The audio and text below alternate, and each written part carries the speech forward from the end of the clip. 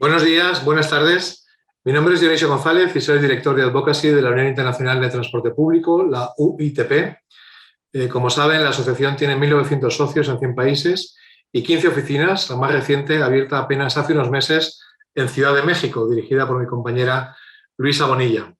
Es un placer para la UITP participar en este importante congreso, la 13ª edición del Congreso Internacional de Transporte, organizado por la Asociación Mexicana de Transporte y Movilidad. Gracias a su presidente, Nicolás Rosales, por su amable invitación a moderar esta última sesión sobre el transporte público y la nueva realidad. Durante estos 2 días se ha hablado de los retos de la gobernanza, la descarbonización, financiación, género, tecnología, todo ello en el marco de la crisis generada por el COVID.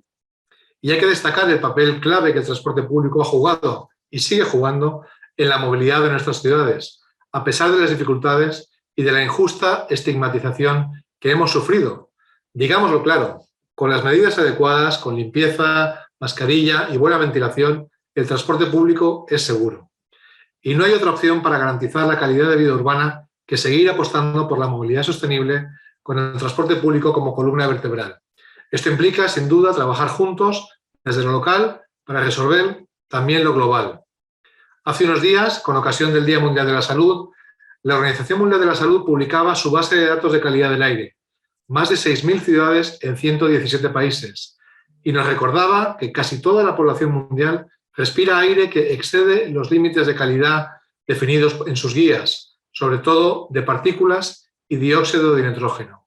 También, hace menos de un mes, se presentaba el informe del Grupo Intergubernamental de Expertos sobre Cambio Climático, que de nuevo insistía en la necesidad de cambiar la tendencia para reducir significativamente las emisiones y mencionaba explícitamente el transporte público y la movilidad activa como estrategias básicas en esta misión. En esta sesión nos proponemos reflexionar sobre ese futuro, los retos y posibles soluciones. Y para ello contamos con 3 ponentes excepcionales a los que tengo el placer de presentar ahora. En primer lugar, Fernando Osorio es ingeniero en transporte, director de planeación y evaluación de proyectos del Grupo CISA, responsable de coordinar la implantación de proyectos y nuevas empresas del grupo. Es asimismo responsable de dar seguimiento a la implantación de las líneas estratégicas y proporcionar mantenimiento a los sistemas de gestión de calidad de las empresas certificadas del grupo. Bienvenido, Fernando. Riquele Cabral es ingeniera civil, directora del área de movilidad urbana de FETransport, Federación de Empresas de Transporte del Estado de Río de Janeiro, donde realiza proyectos de movilidad urbana, planeación y operación de sistemas de transporte. Ha participado activamente en la puesta en marcha del sistema de ticketing de Río y en la organización de la movilidad en el ámbito de importantes eventos deportivos en la ciudad. Forma parte de la Comisión Internacional de Autobuses de la Unión Internacional de Transporte Público y del Consejo de Innovación de la Asociación Nacional de Empresas de Transportes Urbanos. Muchísimas gracias por estar con nosotros y bienvenida. Y finalmente, Luciano Fusaro, licenciado en Administración de Empresas y gerente corporativo de Relaciones Técnico-Institucionales del Grupo Metropol en Argentina, responsable de la coordinación con organismos públicos y privados, tareas de representación directiva, planificación técnica. Es también vicepresidente de la Asociación Argentina de Empresarios de Transporte y secretario de Actrans. Un placer contar también contigo, Luciano. Bienvenidos todos. Cada uno de nuestros ponentes realizará una presentación y posteriormente tenemos un debate. Doy paso sin más preámbulos a Fernando Osorio para que, por favor, nos ilustre con sus reflexiones. Muchas gracias. Muchas gracias, Dionisio. Muy buen día a todos. Bueno, vamos a poner la presentación.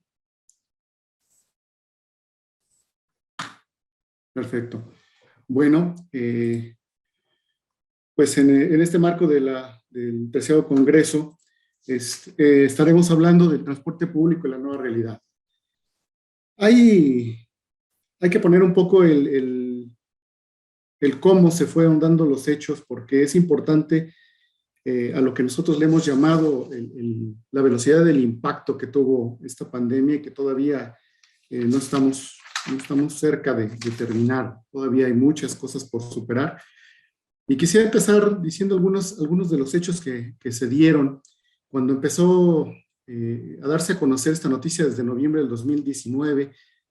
donde empezó a aparecer este concepto de la pandemia con una rara enfermedad y que no sabíamos hasta dónde y en qué momento nos iba a tocar. Muchos llegamos a pensar que podía ser algo muy similar a lo que se vio en el tema de la gripe o el tema de la influenza que se dio en algunos años anteriores, y la verdad es que no teníamos dimensionado hasta dónde podíamos llegar.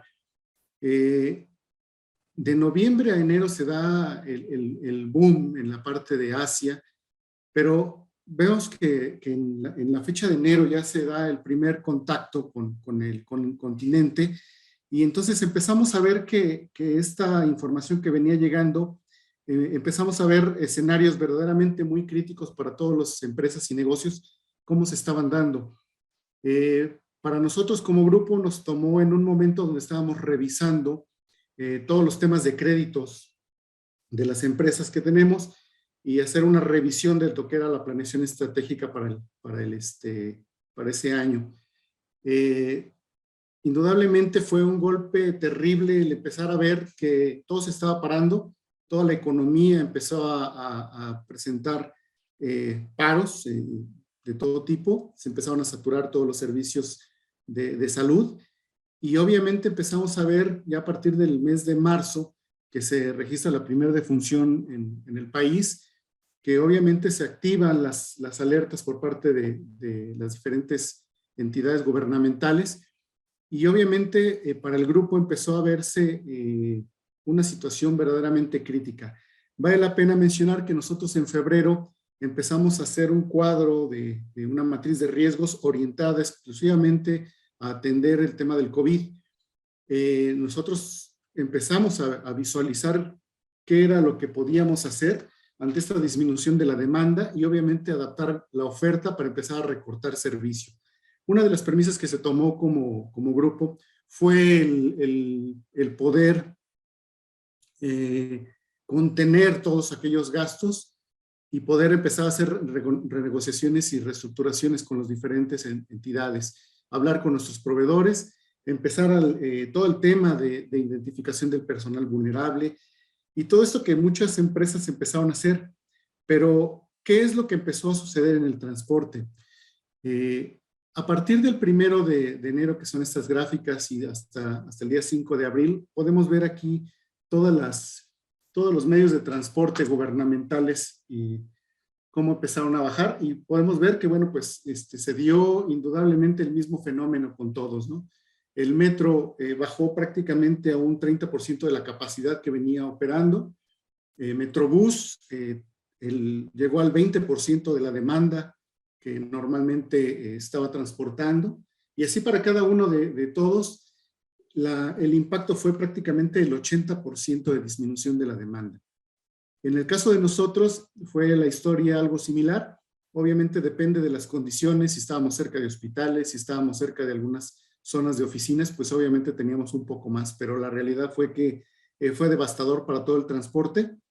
Y obviamente por la parte gubernamental nos solicitaban que no quitáramos toda la oferta para mantener el tema de sana distancia, que apretáramos mucho en todo lo que fue las medidas de sanitización que se estaban empezando a difundir.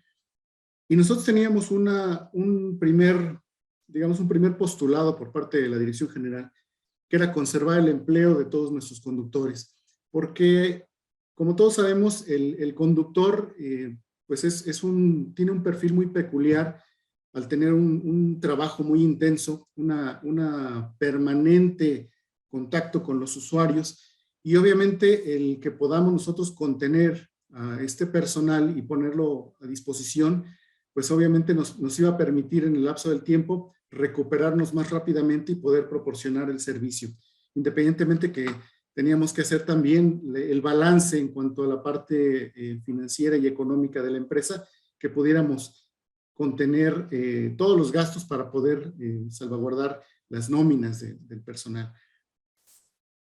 En nuestro grupo empresarial tenemos diversas empresas que están en diversas plazas del país, y particularmente aquí en la Ciudad de México, y en todas se presentaron los mismos fenómenos. Empezamos a ver disminuciones de la oferta, que es lo que estamos presentando en esta gráfica, que podemos ver que se vio afectado notablemente esa disminución.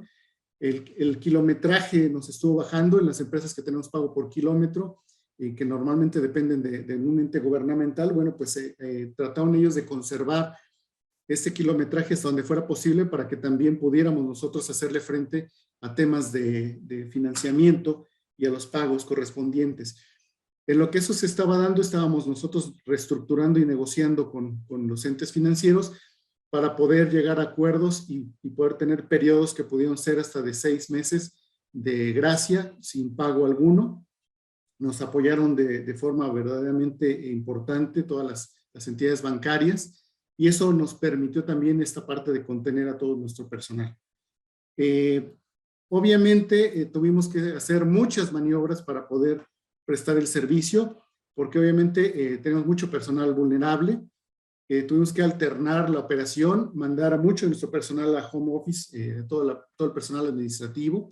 Tuvo que reorganizar el trabajo al interior, tener toda la información para poder tomar decisiones rápidamente. ¿Y por qué la velocidad con la que teníamos que tomar las decisiones? Pues aquí lo podemos ver. En el mes de marzo, que todavía estábamos prestando un servicio aproximadamente a un 80-90%, se cayó literalmente hasta un 20% la demanda, y eso obviamente también pasó con la prestación del servicio.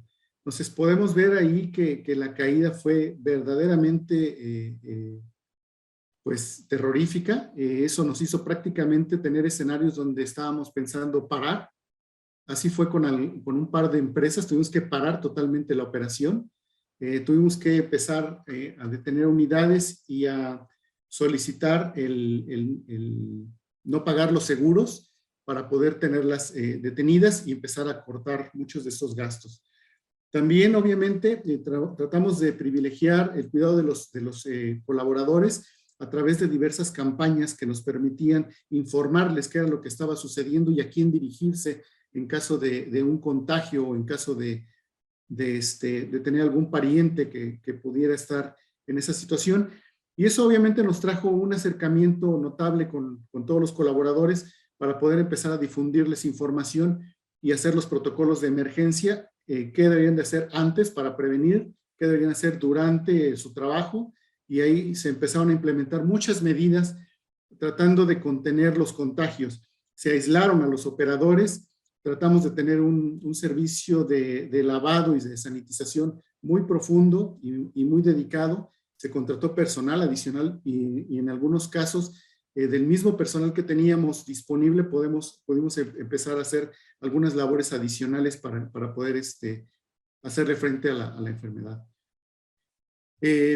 Todas estas implicaciones se convirtieron en el estándar del día de hoy. Protocolos para los contagios, como ya lo mencioné.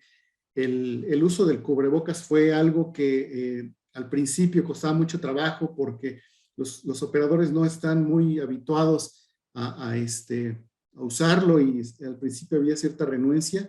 A partir de que estuvieron viendo todo el tema y la difusión que estábamos haciendo de las noticias y lo que estaba sucediendo, nos fue más fácil implementarlo, convenciéndolos de que era la mejor solución y lo que tenían a la mano.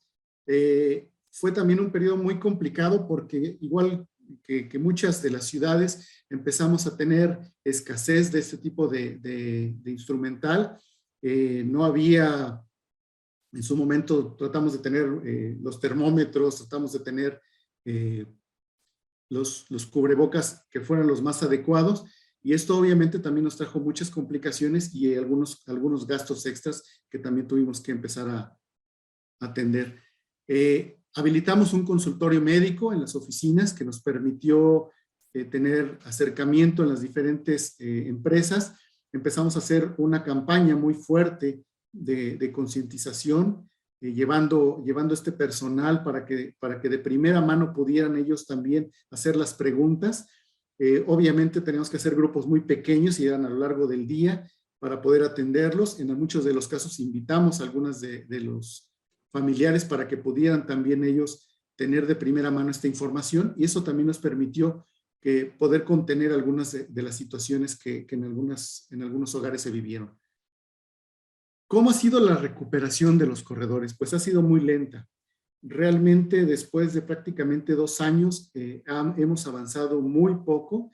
Podemos ver las barras verdes, que es más o menos lo que tenemos por presupuesto y que no coincide con respecto de lo que traemos o lo que traíamos antes del 2019. Y hoy, obviamente, si comparamos esos números, podemos ver que estamos a un 60-70% en el grueso de las empresas y que obviamente nos está golpeando todavía en muchos aspectos. Hay lecciones muy importantes de esta pandemia que son el hecho de podernos acercar a los bancos y poderles plantear diversos esquemas que nos permitieron solventar los gastos. ¿Cómo fue esto? En algunos casos tuvimos que recurrir a los términos de poder hacer una quita de deuda y hacer una renegociación y una reestructuración de la deuda, ya sea por tasa o por tiempo, que eso nos benefició en algunos de los casos. Y en el caso de tener algún quebranto, alguna pequeña quita de deuda, también nos permitió en algunos de los casos deshacernos de unidades que por el momento no íbamos a utilizar y que se veía muy lejano el que pudiéramos hacer uso de ellas. Entonces, eso también trajo consigo empezar a limpiar un poco la casa para poder afrontar financieramente todo lo que se venía.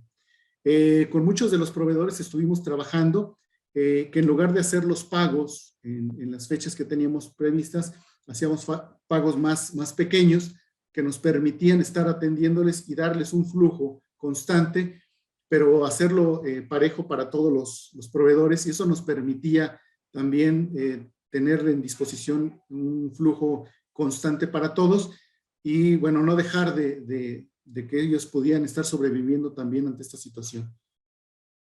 En el caso de las empresas que tenemos aquí en la Ciudad de México de BRT, participamos en varios de los corredores. Afortunadamente ahí se dieron varios hechos. Estaba en construcción la prolongación de la línea 5 y teníamos ya próxima la compra de las unidades. Se pudo negociar que esto, con el alargamiento del periodo de obra, nos pudiera dar un poco de espacio para poder hacerle frente a esa adquisición, y obviamente no todas las unidades iban a estar operando, entonces fue una entrega paulatina, y este inicio de operaciones nos permitió también de forma programada poder verlo con el organismo de regulación, el hacerle frente a este compromiso. También estaba la ampliación de la línea 4, que es por eso que se ve que la franja verde se queda en un 100% y la azul sube, porque obviamente nos trajo también la compra de unidades adicionales y un servicio adicional que afortunadamente por el lugar donde se encuentra es donde confluyen muchas líneas de metro y donde llegan muchas rutas de uno de los estados aledaños a la ciudad, y que nos permite también tener una demanda que fue creciendo y que consolidó una fuerte, digamos, una fortaleza en esa ruta que ha permitido, bueno, solventar esos gastos. En el resto de las entidades estamos a un 80% y aún no se ve para cuándo estemos al 100%. Obviamente, Metrobús ha hecho un esfuerzo bastante importante en el sentido de que no sea el tema de la demanda, sino sea el tema de los kilómetros que nos está programando para poder solventar y atender esta situación. Obviamente, cuando también se dio el tema de la pandemia, el precio del combustible quedó estático. Eso también habrá que por la propia circunstancia agradecerlo, que no se disparó, sino hasta últimas fechas hemos tenido algún problema con el incremento en el precio del diésel. ¿Cuál es el futuro? Pues obviamente adaptarse y evolucionar. Yo pienso que las grandes tragedias como estas nos traen muchas enseñanzas, y la principal es poder anticiparnos a ellas. A veces es muy difícil porque no sabemos en verdad, como decía yo, la velocidad del impacto o cómo se van a estar dando estas situaciones. Por un lado, nos trajo también adaptarnos a nuevas reglas sanitarias y que tenemos que, de forma ya pues prácticamente del día a día, tenerlas presentes. Esto ya es parte de lo que vivimos todos los días. hemos tenido que vivir con ello y yo creo que esto es algo con lo que ya difícilmente quitaremos. Nos ha traído bastantes beneficios el poder estar atentos a las necesidades propias de nuestros conductores y de nuestros usuarios, y creo que lo han reconocido porque así nos lo hacen saber a través de los medios. En el caso de la operación, tuvimos que adaptar mucho de las rutas, hacer intercambios de rutas, tuvimos que hacer intercambio de unidades para poder adaptarlas a las necesidades propias del servicio. La autoridad se mostró flexible en ese aspecto y que nos permitió tener unidades más pequeñas para poder atender demandas más pequeñas, y en algunos casos tuvimos que pues devolver unidades y hasta la fecha pues muchas de ellas ya sabemos que ya no regresarán a las empresas porque no se necesitan. Ha habido un reacomodo en la forma de transportarse de los usuarios. Aún tenemos, y lo vemos en la calle, que las personas están buscando algunos medios diferentes para llegar a sus lugares de trabajo o de escuela.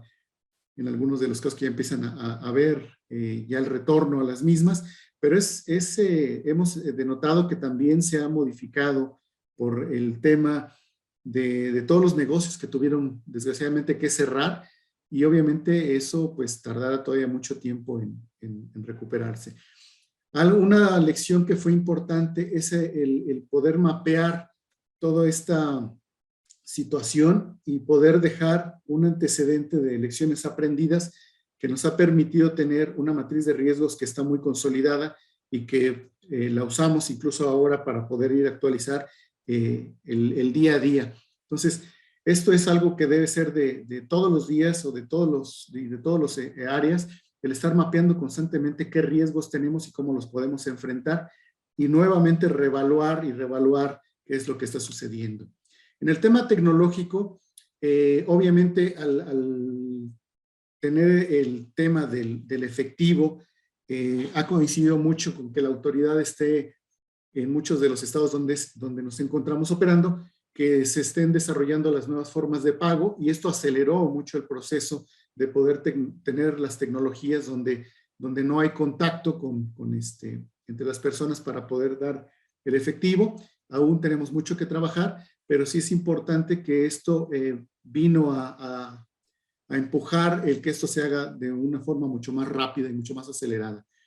La demanda, eso fue un tema que realmente nos volcó a todos a poder atender, porque una cosa es que baje la demanda y otra es que podamos entender cómo se está comportando a lo largo del día y a lo largo de la semana. Tuvimos comportamientos realmente totalmente atípicos que nos ha permitido también identificar algunas necesidades particulares, como hacer algunas rutas compartidas, como poder tener algunos servicios, digamos ya de nivel ejecutivo, que nos permitieran poder acercar a ciertas entidades a puntos de distribución de viajes, y eso también nos trajo algunos negocios que nos permitieron poder solventar nuestros gastos. Teníamos servicios con algunas vagonetas que tuvimos que quitarles asientos para volverlas de carga. En esta pandemia se incrementó notablemente el consumo desde casa, y obviamente toda esta parte nos ha permitido también ir solventando o compensando de alguna manera esta pérdida que tuvimos en cuanto a la demanda del día a día. El tema de planificación, pues es obviamente la parte más relevante de ello. Si no planeas, si no actúas sobre lo que está aconteciendo, pues indudablemente es una situación de que podamos quebrar las empresas. Entonces teníamos que estar planeando de muy corto plazo, y también teníamos que estar actuando inmediatamente y estar midiendo constantemente qué era lo que estaba sucediendo en cuanto a los diferentes frentes que teníamos abiertos con todo lo que tenía que ver con la operación. Ha sido un tema verdaderamente pues difícil y doloroso, porque obviamente perdimos colaboradores, perdimos personal, pero sin embargo, afortunadamente pudimos conservar los empleos. Estamos en una recuperación franca, va lento, va demasiado lento, pero bueno, la expectativa que tenemos es que podamos hacia el final del año tener una recuperación que nosotros calculamos que puede ser entre el 90 y 95% con respecto a lo que traíamos al 2019. En algunas de las rutas, que son muy contadas, afortunadamente, vemos que la recuperación realmente no se va a dar, ya no vemos que se mueva, se ha estado estancando. Son rutas muy pequeñas, afortunadamente, y entonces lo que hemos estado tratando de hacer es tener estas rutas complementarias que podían dar servicio desde algunos otros puntos adicionales, y son situaciones que hemos platicado con la autoridad que nos permita hacer algunas pruebas que pues den viabilidad, porque obviamente estamos también nosotros en un proceso donde están cambiando microbuses aquí en la Ciudad de México por autobuses o por unidades de mayor capacidad, pero el tema es que tenemos muchos socios que no se están sacando de la operación, sino que se quedan en las nuevas empresas, y obviamente esto trae consigo el que tengas que repartir una bolsa entre un mayor número de socios. Eso obviamente cuando el negocio no está bien, pues nos ha traído las dificultades de tener que detener el pago de las utilidades correspondientes a los mismos. Ha sido difícil, a veces hemos tenido que ver cómo poder apoyarlos de forma más personalizada, de forma individual, para que realmente aquellos que solamente tenían una concesión pudiéramos apoyarlos en ese sentido. Ha sido realmente una labor muy fuerte que de parte del grupo y de parte del gobierno hemos ido de la mano para poder sacar esto adelante. Creo que, bueno, pues son de las cosas que podemos nosotros advertir. Sí ha sido una situación donde la emergencia no es previsible cuál es el impacto que va a tener, sino hasta que lo está uno viviendo, y eso obviamente nos trae un reto de poder atenderlo velozmente y tener que tomar decisiones muy rápidas que a veces pueden ser no las mejores, ¿no? Sería toda mi parte, Dionisio. Muchísimas gracias, Fernando. Muy, muy interesante. Luego hablaremos de la continua capacidad de adaptación del sector y me quedo con dos ideas, ¿no? Yo creo que conviene destacar. Por un lado, has mencionado el trabajo codo con codo, mano a mano con las administraciones que han sido receptoras y receptivas a las propuestas que les habéis hecho. Y por otro lado, otra cuestión que yo creo que es fundamental y que es también un poco la bandera de vuestro grupo, ¿no? Y es el cuidado permanente y continuo de los asociados y de los proveedores para que todos pudierais seguir, a pesar de la tormenta, manteniendo unas condiciones económico-financieras adecuadas. Con lo cual, enhorabuena y felicidades. Muy bien. Damos paso ahora a Richelle Cabral, directora de movilidad de FETransport. Cuando quiera, Richelle. Gracias. Graças a todos. Primeiramente, queria desculpar-me por mi pobre espanhol. Solo puedo hablar portuñol, não puedo hablar espanhol. Pero voy a tentar hablar un poquito y creo que puedo hacer entenderme. Primeiramente, queria falar sobre, depois de Covid, de problemas de mobilidade urbana que o Brasil tem desde 2015, que a demanda cai bastante. De 2015 até 2019, nós já teníamos perdido 30% da demanda, e tivemos e ficamos bem parecidos com o México durante a pandemia. E quais são os desafios que temos que superar agora, depois da pandemia, principalmente para ser uma mobilidade diferente? Então, definimos alguns desafios que precisamos definir.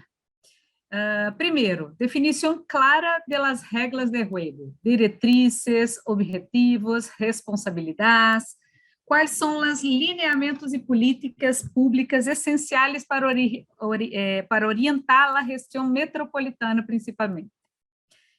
2, oferecer serviços inovadores com maior qualidade. É necessário criar uma estrutura institucional. Deve ser autonomia, um equipe de profissionais qualificados e recursos que nos permitam desarrollar as atividades da gestão metropolitana séria. A infraestrutura deficiente. Atualmente, temos em Brasil infraestrutura de transporte ineficiente. A infraestrutura de mobilidade urbana é muito deficiente, especialmente para transporte público coletivo. Este é um assunto a resolver de alta prioridade. Financiamento. Quais serão as fontes de financiamento? Sem dinheiro, nada que nós discutiremos para frente tendrá êxito. Entender as pessoas e o transporte público como protagonistas da nova mobilidade urbana.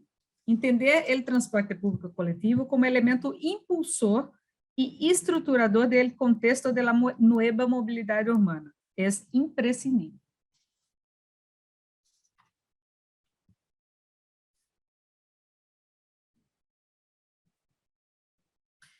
Com a alteração das regras de jogo, se busca garantizar todas essas coisas. Qualidade de serviço orientada ao usuário, para o público, e sustentabilidade do negócio. Para isso, é necessário mudar, cambiar e criar um novo marco legal. E este marco legal tem 3 pilares: qualidade e produtividade, financiamento, e regulação e contrato. Vou explicar um pouquinho de cada um desses pilares. Este é um novo marco legal que nós em Brasil estamos propondo para que tudo se cambie em transporte público hasta aqui para frente. Dentro de qualidade e produtividade, o governo federal, como indutor da política mobilidade urbana, política nacional de mobilidade urbana. Gestão da oferta e da demanda, escalonamento das atividades urbanas, novo protocolos sanitários, capacitação de personal, poder público e empresas, comunicação e transparência com a sociedade, padrões de eficiência e qualidade, pesquisas de satisfação com os usuários. Então, dentro de qualidade e produtividade, teremos maior qualidade de serviço e otimização e inovação das redes de transporte. Outro pilar seria o financiamento. Dentro do financiamento, teremos custo e inversão. Dentro de custo, a separação da política, da tarifa pública e de tarifa de remuneração. Teríamos que ter uma reforma tributária e inclusão das gratuidades no presupuesto público e búsqueda de outras fontes extratarifárias. Dentro de inversão, teríamos programas de financiamento oficiais, veículos e tecnologias, priorização do sistema vial, infraestrutura, e programas governamentais, fundos nacionais de investimentos, de inversões mediante associações público-privadas. Dentro de regulação e contratos, teríamos, dentro desse novo marco legal, uma política nacional de mobilidade urbana, leis estatais e municipais, diferentes que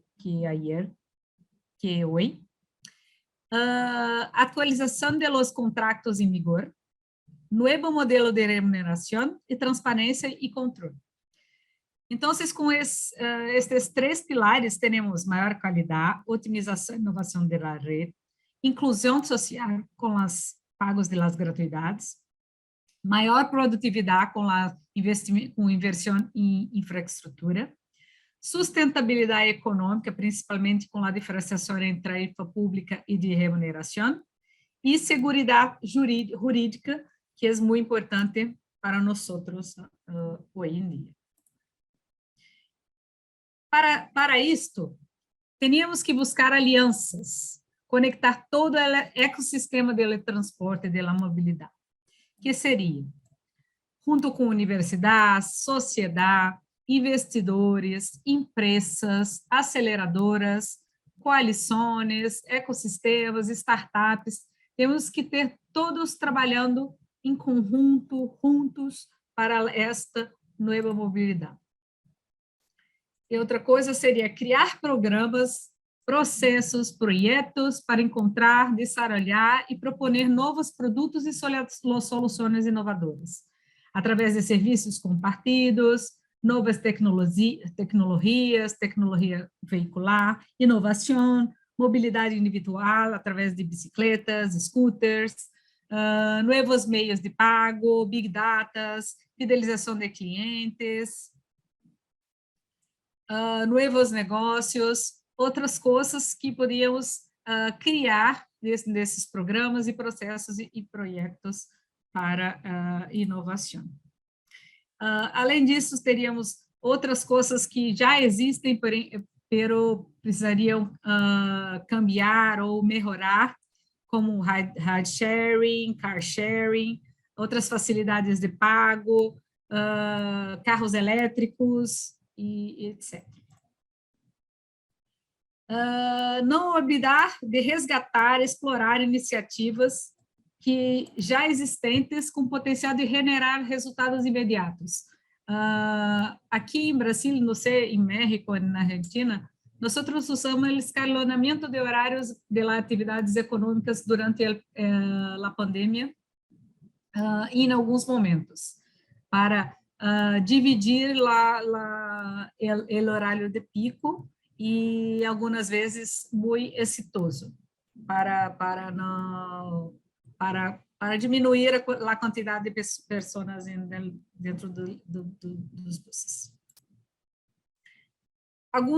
Só para lembrar, alguns dispositivos tecnológicos centrados para transportes também poderiam ser utilizados, manejo inteligente de dispositivos semafóricos, priorização dos transportes, melhoramentos de alguns pontos de parada, informações, condições de comodidade,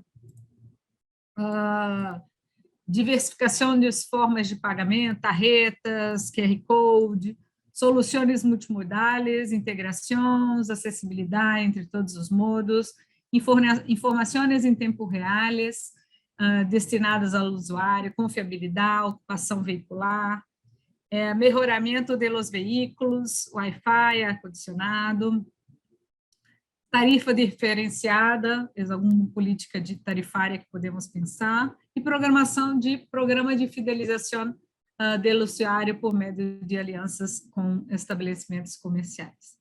Então, essas foram uma série de coisas que pensamos para que pudéssemos sair do que já existimos hoje, do que já fazemos hoje, quebrarmos esse ciclo de que vivemos. Sabemos que precisamos cambiar, pero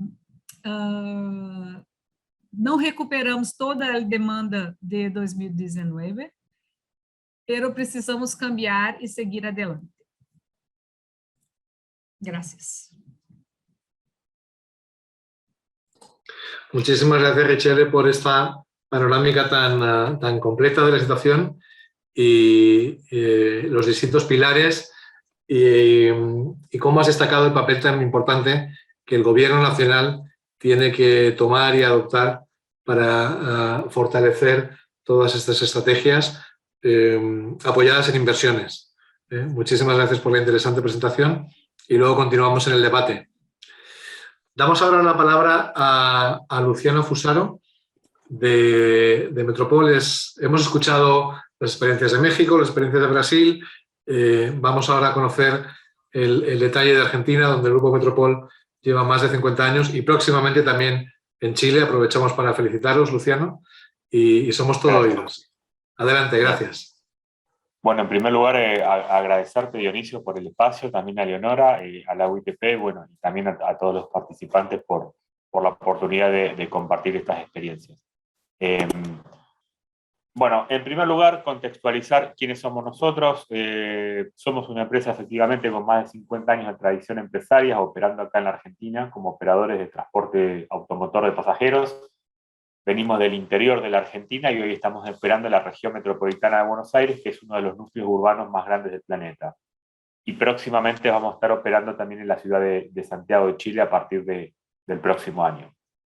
Para contextualizar dónde estamos operando actualmente, el área metropolitana de Buenos Aires tiene el segundo sistema de transporte urbano regular más grande del planeta, después de la ciudad de Pekín. Hay otras ciudades obviamente populosas con muchos buses, pero en cuanto a sistemas líneas reguladas de transporte automotor, la ciudad de Buenos Aires y alrededores, con 18.500 buses, es el segundo conglomerado más grande en cuanto a unidades de servicio. Dentro de ese contexto general que mencionaba, nosotros somos el segundo operador más grande en el área metropolitana de Buenos Aires. Recorremos unos 120 millones de kilómetros por año, transportando 235 millones de pasajeros, con 1.500 unidades en servicio y unos 4.300 colaboradores prestando tareas.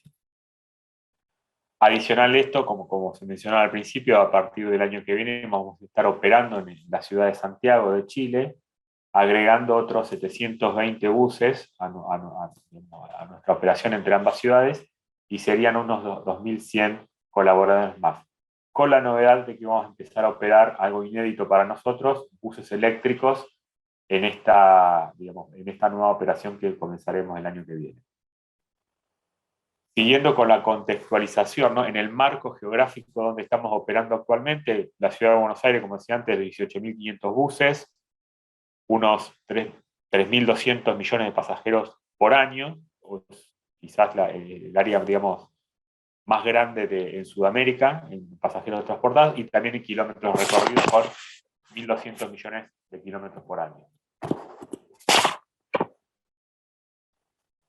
Bueno, datos, digamos, adicionales de lo que significa el sistema de transporte en el área metropolitana de Buenos Aires. Son 160 empresas, como dije antes, nosotros somos el segundo operador.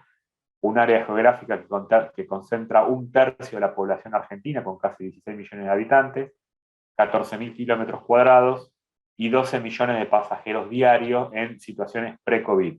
Hoy en día estamos en el 90% de esos guarismos.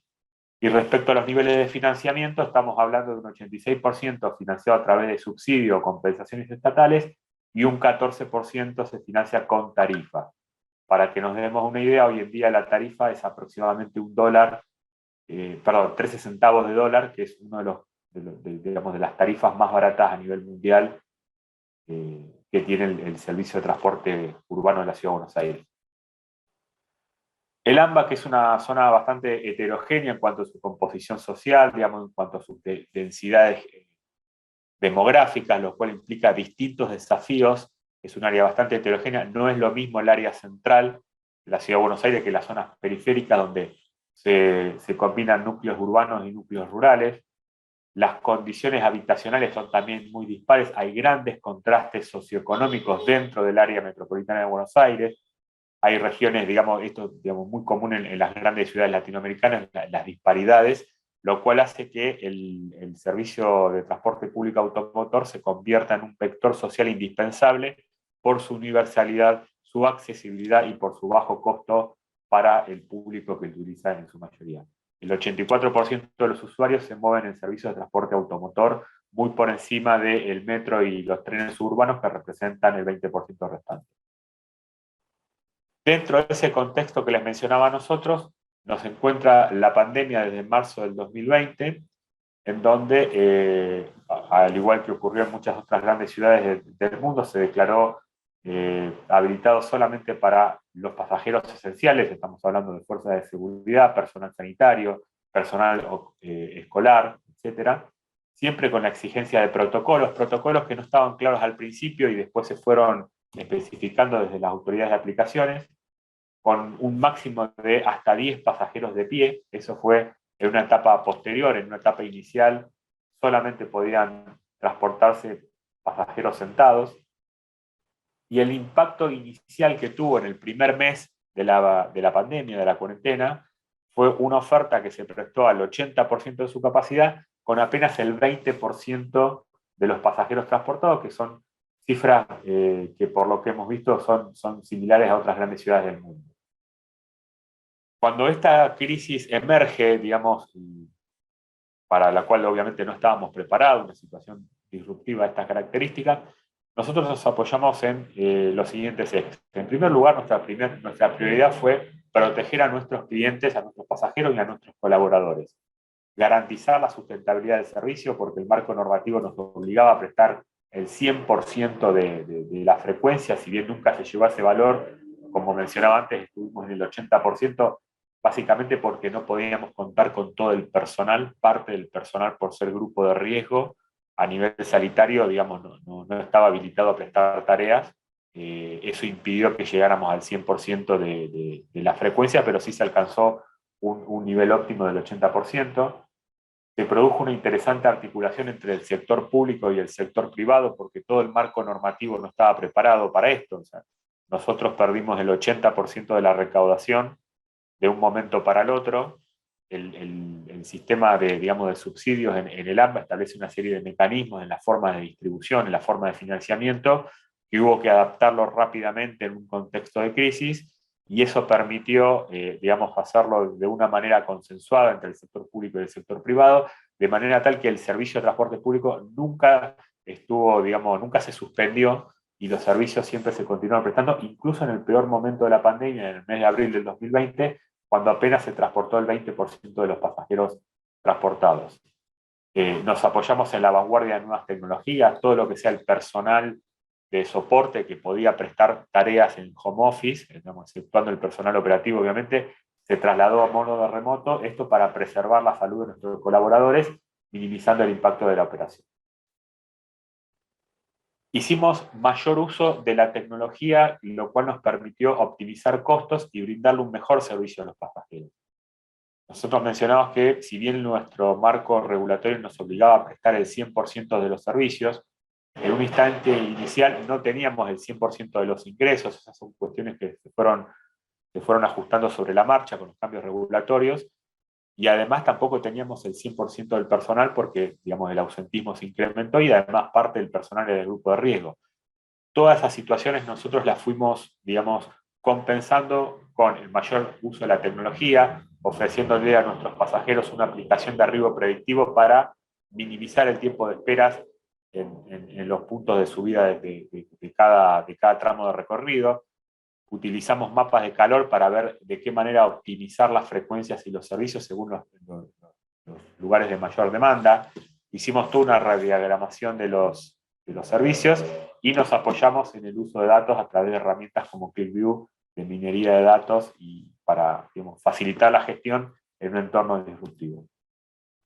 No obstante ello, y a pesar de haber sido un año tan traumático, porque como mencionaba al principio, cayó fuertemente la recaudación y el Estado demoró bastante tiempo, la Argentina además en una crisis económica bastante fuerte, se demoró en obtener los recursos financieros adicionales para solventar la operación, pero nosotros, gracias a las medidas que tomamos y en línea con la planificación que veníamos sosteniendo desde años anteriores, pudimos sostener los niveles de inversión previstos. En el 2021 incorporamos 250 unidades, o sea, no suspendimos nuestros planes de inversión, seguimos adelante, pese al entorno extremadamente desafiante y a los problemas fiscales y financieros que tuvimos, obviamente, por el atraso de los ingresos.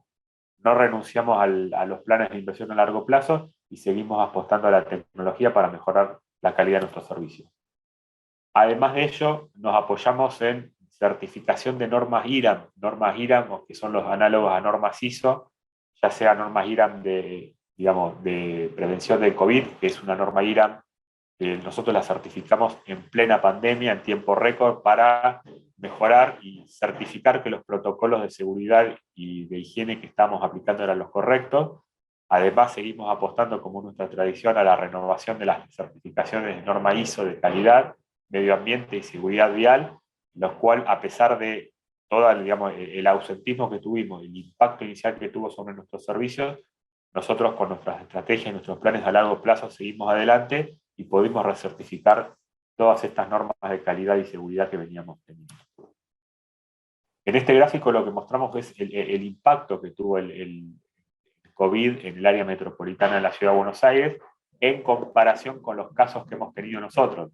En términos relativos, el impacto que tuvo para nuestros colaboradores el COVID fue menor que el promedio de la región, básicamente gracias a las medidas que tomamos de seguridad, al cumplimiento de los protocolos y al resguardo del personal no esencial, habilitando en la mayor de las posibilidades el teletrabajo en aquellos casos que se pudiera realizar así.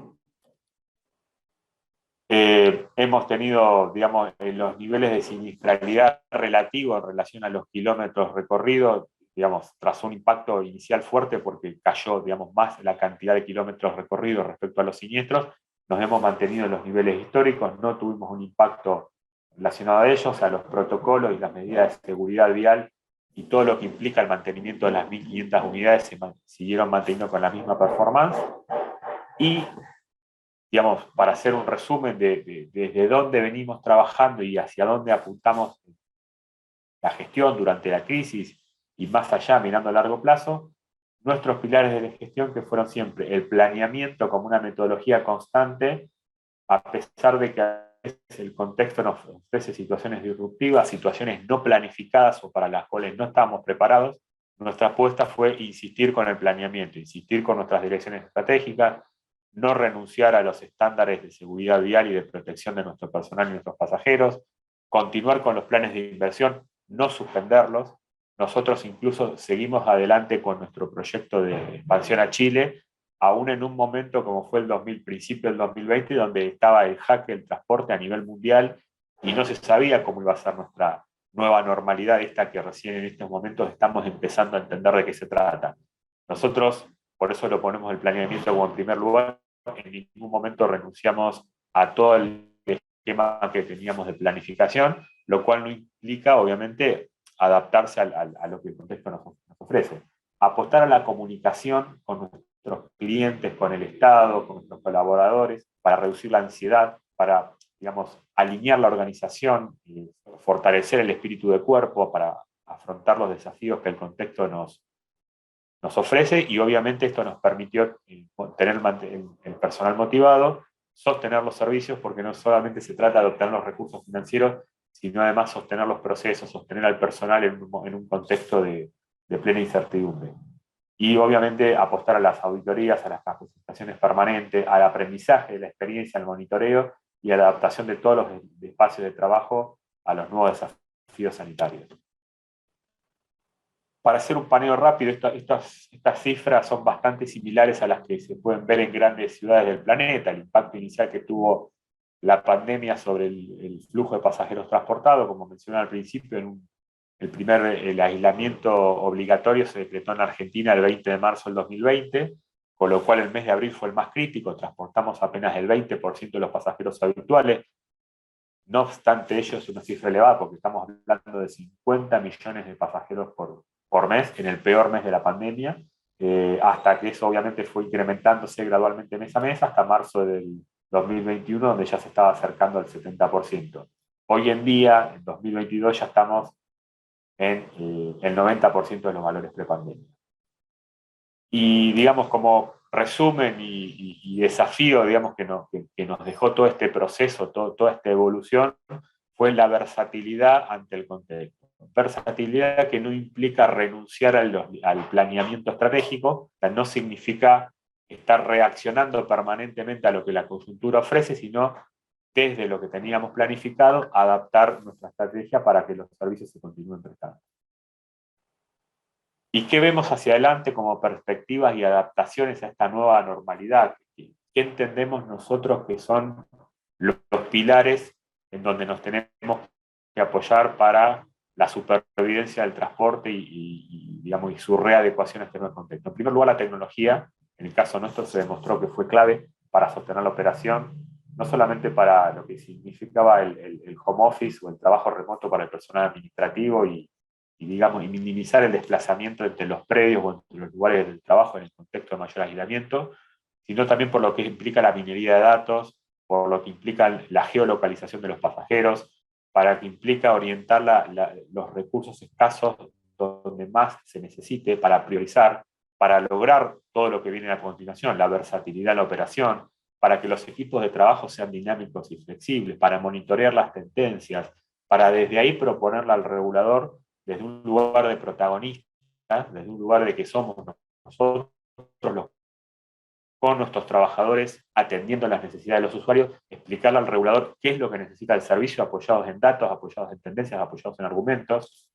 Y obviamente, ya como una apuesta mayor a largo plazo, obviamente, es el uso de las energías limpias en cuanto a la renovación de material rodante y finalmente desdemonizar, y esto me permito el neologismo, desdemonizar el transporte público luego digamos, del fuerte desaliento que tuvo durante el 2020 y 2021, donde se lo señalaba, entendemos que injustamente, como un vector de contagio. Nosotros hemos establecido diferentes estudios que finalmente creo que esto ha sido incluso un fenómeno a nivel mundial. Finalmente se demostró que el transporte público no era un vector de contagio, pero de todas formas queda ahora el trabajo de reculturizar a la población para recuperar la confianza en el transporte público y que nuevamente nos vuelva a elegir como medio más óptimo para movernos en grandes urbes como las que estamos hablando acá. Bueno, esto es todo por mi presentación y ya muchas gracias nuevamente. Muchísimas gracias, Luciano. Interesantísima presentación y bueno, es evidente con todo lo que nos has contado por qué estáis creciendo y por qué os estáis expandiendo, ¿no? Me quedo con dos ideas fuerza. Una, la de desdemonizar el transporte público y los datos que has mostrado, que además se repiten en otros muchos países del mundo, son clarificadores. La tasa de contagio entre los trabajadores del sector es inferior, con carácter general, a la tasa de contagio en las poblaciones a las que sirven.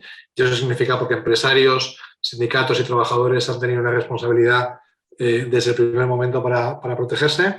Y en segundo lugar, la versatilidad, que no es improvisación, sino que es apostar por un planeamiento serio y por seguir mirando los datos y por adaptarnos en cada momento, pero no en ningún caso improvisando, sino manteniéndonos firmes en la planificación.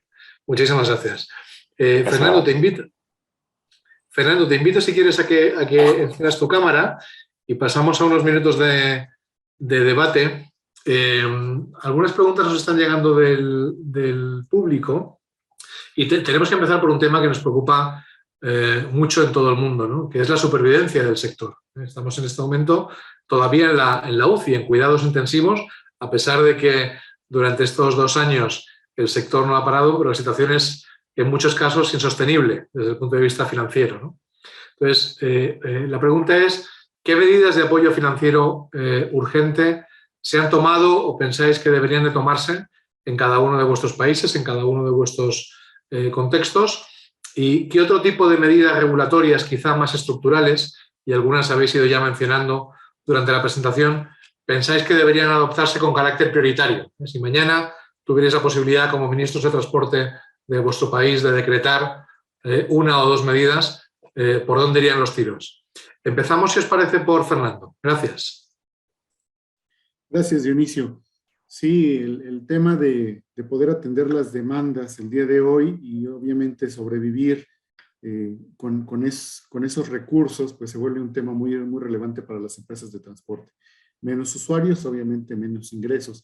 Aquí nosotros vimos un potencial en cuanto a la reestructuración de la red actual del servicio, haciendo rutas compartidas, es decir, normalmente tendríamos 2 o 3 rutas que pasaban por algunos lugares y lo que hicimos tratar de que compartieran algún recorrido para poder ver cómo podíamos en algunos casos optimizar o hacer rutas más pequeñas, es decir, se puede revisar cuál realmente es el comportamiento de la demanda a lo largo del día y obviamente adecuar la oferta a esto.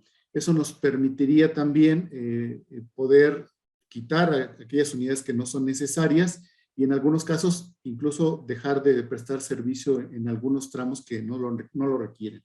Obviamente hay que reorganizar el tema de flotas porque no todos los vehículos hoy se utilizan a su capacidad. Nosotros tuvimos que hacer cambios en algunas empresas por flotas de menor capacidad y nos funcionó adecuadamente. Eso trae mejores rendimientos y también obviamente nos maximizó mucho el ingreso. También es la revisión del servicio per se, si fuera una autoridad, de todo lo que está aconteciendo, que eso, bueno, pues el uso de la tecnología el día de hoy nos permite acceder a muchos datos que te pueden dar el viso de cómo se está comportando la demanda a lo largo del día y de los diferentes lugares donde lo tienes. A diferencia de muchos de los servicios estatales que normalmente no bajan proporcionalmente su servicio, lo comentaba Luciano, normalmente siguen prestando servicios en una alta afluencia, pues obviamente eso es un gasto importante, no solamente en combustible, sino también en excedentes que podían utilizarse para reorganizar de mejor manera el transporte. Muchas gracias. Richelle, ¿cuál es tu opinión? ¿Qué medidas financieras urgentes se han adoptado en Brasil? ¿Habéis propuesto? Gracias. Nosotros estamos trabalhando com o governo federal para pagamento de las gratuidades, principalmente de las pessoas acima de 65 anos, porque as gratuidades são mais ou menos 25, 30% das pessoas que não pagam o transporte. Então, para ter este pagamento e ter para que a tarifa seja um pouco mais barata. E outra coisa é a separação da tarifa técnica da tarifa de remuneração. Nós pensamos que hoje em dia 99% de todos os transportes do Brasil só o passageiro paga. Então pensamos que há que ter um subsídio para que a tarifa seja mais barata. O problema é que hoje ela é muito cara para quem paga e não remunera o serviço da maneira que tem que ser. Então, há que ter outra maneira de subsídio, outras fontes de financiamiento. Muchísimas gracias. Sin duda. Y la calidad hay que pagarla. El sector está prestando una calidad del servicio y hay que pagarla. Luciano, ¿cuál es tu opinión al respecto? ¿Cuáles crees que serían las líneas estratégicas de actuación en materia de financiación? Sí, bueno, en el caso, digamos, del área donde nosotros operamos, existe un marco regulatorio bastante preciso y bastante bueno, lo que lamentablemente no se puede cumplir por las coyunturas fiscales y económicas en las que se encuentra la Argentina. En la Argentina lo que existe, lo que nosotros utilizamos acá en el área metropolitana, lo que utiliza el regulador es una estructura de costo muy precisa de ítems, precios, cantidades para una empresa estándar. Esa empresa modelo, que nosotros la llamamos, está publicada en el boletín oficial, es información pública con la cual cualquiera puede entender cómo y de dónde surgen los costos globales del transporte y luego, digamos, cuánto cuesta mover los 18.000 buses en la zona metropolitana de Buenos Aires, y en función de la determinación de dicho costo se detrae lo que se obtiene por recaudación y la diferencia el Estado lo financia. Eso, digamos, es un modelo que funciona bastante bien. El problema que tenemos en la Argentina es la inflación muy alta, lo cual implica una permanente actualización y una permanente puja con el regulador en cuanto a la velocidad de esa actualización, porque son, digamos, precios muy precisos. Es muy precisa la estructura de costo, pero exige una velocidad adecuada de actualización. En el momento inicial, cuando prácticamente desapareció la recaudación, se generó un déficit que el Estado tardó bastante tiempo en compensarlo, ese faltante de recaudación, lo cual obligó a los operadores a tomar deudas. Tuvimos, afortunadamente, un importante apoyo estatal, esto hay que reconocerlo, porque casi el 90% de los ingresos son subsidios, y eso permitió que la operación continuase, pero continuó como era previo a la pandemia. Si miramos hacia adelante y vemos que obviamente los niveles de ocupación no son los que teníamos antes, porque hoy estamos al 90%, pero en el caso de la ciudad el área metropolitana de Buenos Aires ya veníamos de una pérdida de 10% de los pasajeros en los 4 años previos, porque hay un incentivo a otros medios de transporte, porque hay una crisis económica en Argentina, con lo cual ya se venía registrando una pérdida, y obviamente lo que pasó con la pandemia y el impacto que hay en la movilidad, por ejemplo, en el núcleo de la ciudad de Buenos Aires hay mucho empleo de servicio, mucho teletrabajo, mucho home office, y eso llegó para quedarse y hay una merma importante, hay un 25% de la movilidad que entendemos que no se recupera, pero en las periferias del área metropolitana de Buenos Aires la movilidad es la misma o mayor que situación pre-COVID, lo cual implica que regulatoriamente hay que readaptar las trazas, hay que pensar otra cosa, utilizar nuevamente la tecnología, dónde están los pasajeros, cómo cambió, va a haber un censo en Argentina dentro de poco, eso nos va a dar información también, y eso nos va a permitir quizás tener un sistema adecuado al nuevo tamaño, que quizás serán menos buses, serán muchísimos menos buses en determinados lugares y más buses en otros, y de esa manera vamos a tener digamos, un uso más eficiente de los recursos públicos en un contexto de escasez. Y además de eso, en el caso puntual del área metropolitana de Buenos Aires, nosotros afrontamos un fuerte desafío de renovación del material rodante. Un 35% de estos 18.500 buses van a tener 10 años de antigüedad o más durante este año y el que viene, lo cual implica, en condiciones normales, debería implicar una renovación por material rodante por energías limpias. Nosotros, en el caso puntual de Argentina, tenemos abundantes recursos en Vaca Muerta, a más o menos unos 1.500 kilómetros de Buenos Aires. De hecho, hay un proyecto interesante para traer con un gasoducto gas a bajo costo al área metropolitana, lo cual nos permitiría tener vehículos a gas a un costo relativamente inferior al del gasoil. Ese es un proyecto de muy largo plazo que obviamente requiere importantes niveles de inversión y de estabilidad económica que hoy no tenemos, pero son el tipo de políticas estatales que se pueden hacer para tener un sistema quizás más reducido, con un uso de la tecnología que nos diga dónde se necesitan los servicios, digamos, ese ahorro de recursos en tamaño, utilizarlo para mejorar los términos de inversión, y después finalmente utilizar el subsidio de una manera más precisa por usuario. No todo el mundo, por el nivel socioeconómico, por las desigualdades propias de la región, requieren los mismos niveles de compensaciones. Pueden haber usuarios que viajen con una tarifa técnica al 100%, que quizás sean la minoría, y otros tengan niveles incrementales de subsidios según el perfil socioeconómico, algo que nosotros podríamos hacer por la tecnología que tenemos, por la vía de uso, digamos, asociando la tarjeta SUBE que utilizamos acá con el perfil socioeconómico del usuario, haciendo de esa manera subsidios segmentados, que entendemos es otra forma más eficiente de direccionar los fondos públicos para priorizar la sustentabilidad del servicio, y que cada uno abone, digamos, lo que le corresponda por su situación. Entendemos que por esa vía nosotros podríamos tener, en el caso de este servicio en la ciudad de Buenos Aires y alrededores, el futuro asegurado por los próximos años. Muchísimas gracias.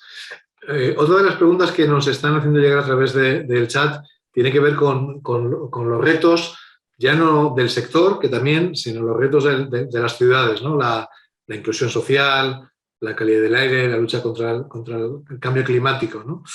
Y bueno, toda crisis es una oportunidad, y de hecho así lo ven nuestros socios en todo el mundo, ¿no? Y de cara a esta nueva realidad, ¿cuáles son las enseñanzas provechosas que nos deja la pandemia, sabiendo y siendo conscientes de que ha sido una situación terrible, ¿no? Pero ¿qué han aprendido vuestras organizaciones? Empezamos ahora, si os parece, por Richelle. Gracias. Creio que eu falei em minha apresentação um pouquinho de cambiar os serviços, cambiar escalonamento de horários. Eu acho que é algo que tentamos por muitos anos e nunca conseguimos implementar. E na pandemia conseguimos mostrar que é possível tentar modificar o transporte concentrado e na hora do pico não é a melhor forma de calcular, de concentrar o número de veículos. Então, eu acho que são maneiras que de alguma forma, na dor, foram obrigadas a fazer pela concentração de pessoas que não era possível de serem feitas, mas que deram certo. Então, eu acho que a gente tem que usar isso a nosso favor e tentar implantar em outros momentos e para que a cidade volte a funcionar de maneira mais harmônica possível. Muchísimas gracias. Luciano, seguimos contigo si quieres en esta ocasión. Sí, nosotros, digamos, una de las enseñanzas, si nosotros hubieran dicho un año antes, en el 2019-2018, lo que iba a pasar en el 2020, en cuanto a números, en cuanto a crisis, en cuanto a casos, en cuanto a todo lo que después supimos que pasó, ni en nuestros más optimistas sueños nos hubiéramos imaginado que íbamos a pasarlo de la manera que lo pasamos. Sin embargo, se pudo, digamos, lo que parecía una catástrofe inicialmente, y tras el shock inicial, con políticas claras, con comunicación, motivando al personal, garantizándole, digamos, las normas básicas, porque inicialmente, no sé si lo recuerdan, pero los primeros meses, cuando había un caso sospechoso, aparecían los médicos todos disfrazados, era como una cosa de radioactividad, no se sabía bien qué era, y en ese contexto nuestro personal salía a la calle y no sabía si iba a volver. Entonces, el nivel de estrés que implica para un chofer en esos momentos iniciales donde nadie sabía qué era esto, y que todo decía que hay un riesgo de muerte muy grande, sostener al personal para que brinde un servicio en la calle, con el riesgo ya habitual que implica la seguridad vial, las normas de tránsito, etcétera, y que lo haga, y que se anime, y que se sienta seguro y respaldado, fue todo un desafío que tiene que ver con las reglas claras, con el ejemplo, con los valores, que el personal se sienta motivado y respaldado, con la comunicación, con el alineamiento, con compartir, y también poner los temas arriba de la mesa con total franqueza, porque era una experiencia nueva, novedosa, y todos, desde el regulador hasta el chofer, estábamos aprendiendo. Y eso implica cierta resiliencia y tolerancia ante el error, ante la frustración, que nos dejó digamos, una profunda marca a todos nosotros, sobre todo en los primeros momentos, que fueron los más duros. Después es como todo, ¿no? Uno se acostumbra, pero creo que, digamos, esa resiliencia, lo puedo resumir en una palabra, es el factor que nos hizo enseñar que a veces cosas que parecen imposibles finalmente se pueden hacer con trabajo en equipo y con espíritu de aprendizaje y vocación de servicio. Sin duda, súper, súper inspirador. Fernando, en vuestro caso. Sí, yo creo que comparto mucho de lo que acaba de mencionar Luciano, porque el reto más grande que se ha tenido es la comunicación. La comunicación con los colaboradores, la comunicación con los entes financieros, la comunicación con los proveedores, la comunicación con la autoridad. Es clave, porque obviamente tienes que adaptarte, o como dice, adaptarte o morir, porque finalmente este es un negocio que estaba siendo golpeado en la parte más medular, que era la captación de usuarios. No había usuarios en la calle, y obviamente tenías que parar unidades, y eso obviamente también a la autoridad le preocupaba, porque eso detenía totalmente la actividad económica. Entonces, sí hubo que estar muy de la mano, convenciendo y realmente dándole esa seguridad y esa tranquilidad a todos los que participan, porque tenemos gente que estaba en el área de lavado, tenemos gente que está cargando las unidades, gente que obviamente los conductores que están expuestos, nuestros usuarios que tuvieran que confiar en que el autobús venía limpio, sanitizado, entregarles kits a los operadores constantemente, para que ellos pudieran tener de primera mano gel, tuvieran sus cubrebocas a tiempo, nunca les hiciera falta nada, que tuvieran la seguridad de que a todos se les estaba tomando la temperatura. La autoridad en conjunto en muchos de los puntos donde teníamos rutas que no son cerradas por una estación, y que pues, tienes una afluencia libre, tener que estar pues ahí monitoreando constantemente. Y bueno, pues yo creo que eso es una de las enseñanzas más grandes, que si vamos juntos, obviamente podemos tener resultados muy positivos. Y eso yo creo que también el día de hoy tiene que seguirse trabajando constantemente. De repente nosotros antes de empezar la pandemia teníamos un problema por ahí tratando de reestructurar un crédito, y cuando vino el tema de la pandemia fue tan sencillo ponernos de acuerdo con muchas entidades bancarias, porque obviamente ellos veían que si no daban esas facilidades, simples y sencillamente no iban a recuperar nada. Entonces sí fue un punto en donde la flexibilidad y la comunicación fue preponderante para poder alcanzar los resultados y poder pues sobrevivir a lo largo de estos 2 años ya, y poder llegar a buen puerto, ¿no?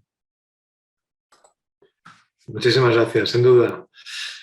Bueno, y hablábamos antes de personas, ¿no? Nuestro mejor activo, sin duda, los equipos que en esta crisis han trabajado muy unidos, que se han fortalecido Os invito a que cerréis con una frase corta, a ritmo de Twitter, un mensaje de esperanza hacia el futuro para atraer talento a nuestro sector. ¿Por qué pensáis o qué le diríais a las nuevas generaciones para que consideren el desarrollo de su carrera profesional en el ámbito del transporte público? Empezamos contigo ahora, Luciano.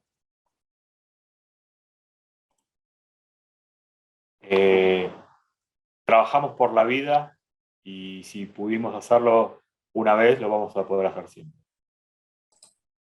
Muchísimas gracias. Fernando.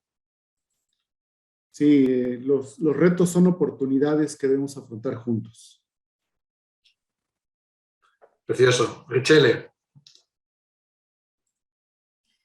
Não existe cidade boa sem bom transporte público. Fantástico, fantástico. Richelle, Luciano, Fernando, muchísimas gracias una vez más a todos. No hay tiempo para más. Ha sido un placer seguir conociendo los proyectos que estáis liderando en México, en Brasil y en Argentina. Estoy seguro de que la audiencia ha disfrutado mucho en esta sesión, al igual que lo he hecho yo. Y un saludo a todos desde la UITP. Gracias a mis compañeras Eleonora y Luisa. Entre todos hemos preparado la sesión.